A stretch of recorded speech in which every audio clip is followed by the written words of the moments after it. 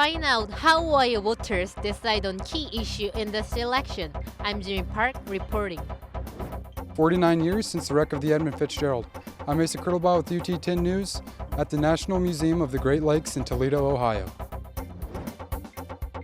Basketball is back in Savage Arena. I'm Andrew Hoffman with a preview of the men's home opener coming up in sports. Your news in 10 minutes starts now. Good afternoon, I'm Nick Lang. And I'm Brooke Malott. President-elect Donald Trump will be returning to the Oval Office. Trump won in a landslide victory over current Vice President Kamala Harris. Trump received 312 electoral votes and is the first Republican to win the popular vote since President George W. Bush in 2004.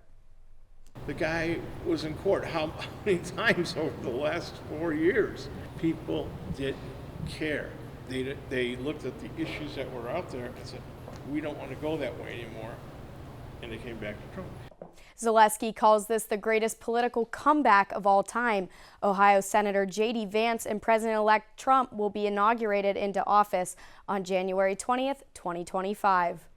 The election of J.D. Vance to the vice presidency will leave Ohio with an empty seat in the Senate, but not for long. While Vance's Senate seat is not yet vacant, the vice president-elect is expected to resign before Congress certifies the results of this year's general election.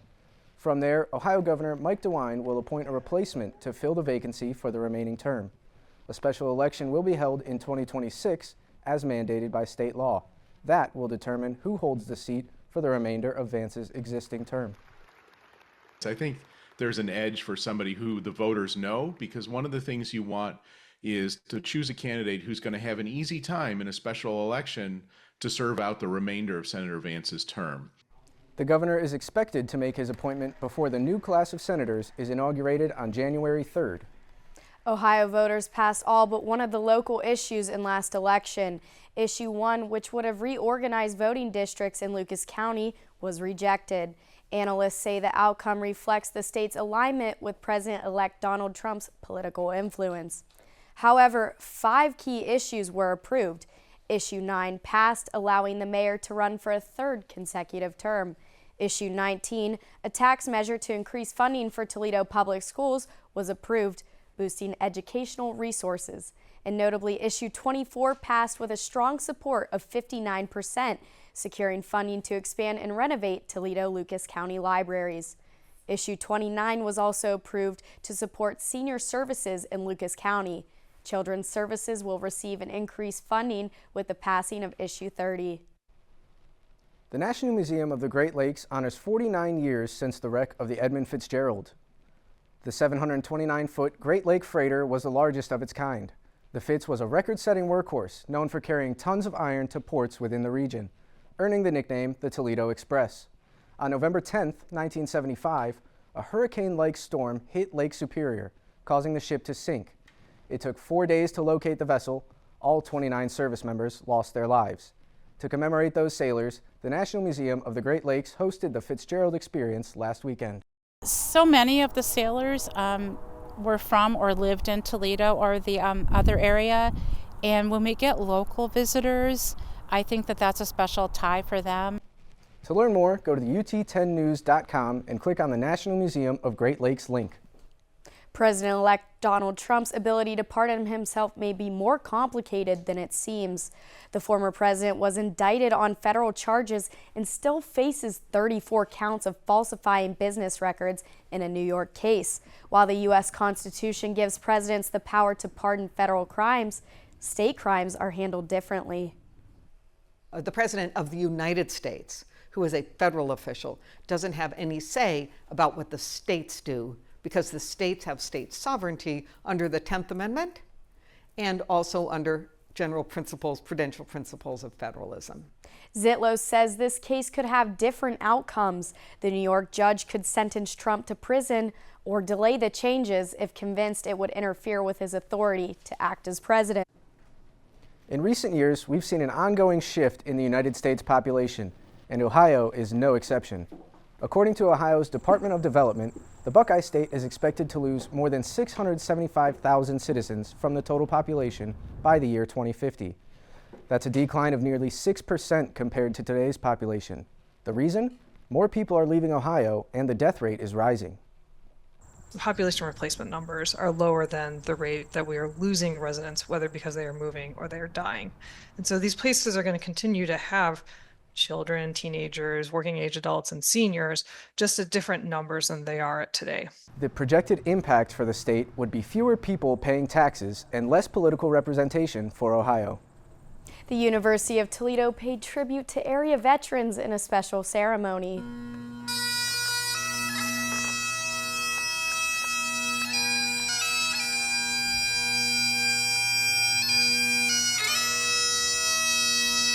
Hundreds gathered yesterday at Savage Arena for the 20th annual Veterans Day service.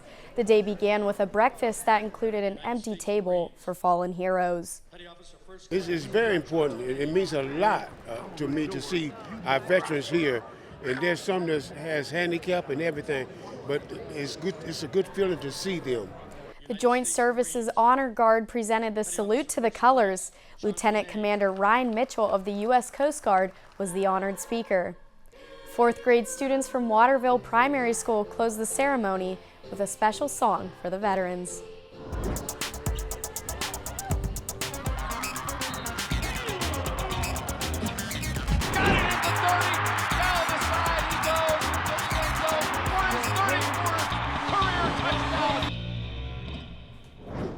I'm Gavin Lake, and this is your UT10 Sports Report. The women's volleyball team started off the season 7 games above 500, but have dropped the last 4 matches, winning only 1 out of the last 13 sets they've played. Toledo, looking to stop the losing streak, welcomed Ball State, who has won 8 straight matches and 21 straight sets. The Rockets looking to take set 1. Macy Hakovich sets up Taylor Alt for a Control-Alt-Delete. But Ball State's Carson Tyler responds with a spike at Kaylee Sharkey, who can't handle it, and the Cardinals take the opening set. Set 2 was no different. Ianday Smith gets up, and the Rockets' front line can't handle the spike. With the Rockets looking to avoid the sweep, Olivia Heitkamp won't be denied as she sends a heater, and a blockout results in the point for the Rockets. The comeback attempt would be for none as the Rockets get swept and their losing streak extends to 5 matches. With volleyball finishing up their time in Savage, basketball is ready to move on to the court. Andrew Hoffman joins us now live from Savage Arena. So, Andrew, how are the Rockets feeling about their home opener? Yeah, Gavin, the women's team opened up their season here last Monday, winning a thriller 71-68 over Marshall, where they were down as much as 14 points early in that ballgame. The men's team, they opened up their season with back-to-back away games, losing at Troy in their first game, but then turning it around on Saturday and winning at Marshall. Their first home game is tomorrow night here at Savage at 7 p.m., and they are ready to get in front of Rockets faithful. We're trying to find a new team. You know, we got a new team, new players, so we're trying to find everybody, get used to everybody. So it's been going well. Well, we got a lot of new faces, but we also have 7 returning guys that have won 4 straight championships. Our fan base is fantastic. When our students show up, it energizes our team, it energizes our community. Playing in front of our home fans, it's fun. The last time the men's team was here in front of fans, they were hoisting the regular season MAC championship with key transfer portal acquisitions and 7 different guys coming back from last year's roster. Coach Kowalczyk and company believe they can do it again, get back to Cleveland, and finally end that 43-year NCAA tournament drought. I'm Andrew Hoffman, live from Savage Arena, UT10 News. The Rockets will welcome the Central Michigan Chippewas to the Glass Bowl for some midweek action tonight. Coming off of a 1-point victory in Ypsilanti, the Rockets are sitting at 5th in the MAC with a record of 6-3. In that win over Eastern Michigan, Toledo quarterback Tucker Gleason accounted for all of the team's touchdowns, throwing for 3 and rushing in another. This performance was good enough to earn Tucker honors for MAC Player of the Week. As for Central Michigan, they're on a 4-game losing streak and looking to get their second win in the conference. Kickoff is set for 7 p.m., and if you're unable to make it to the Glass Bowl, you can catch the game on ESPNU.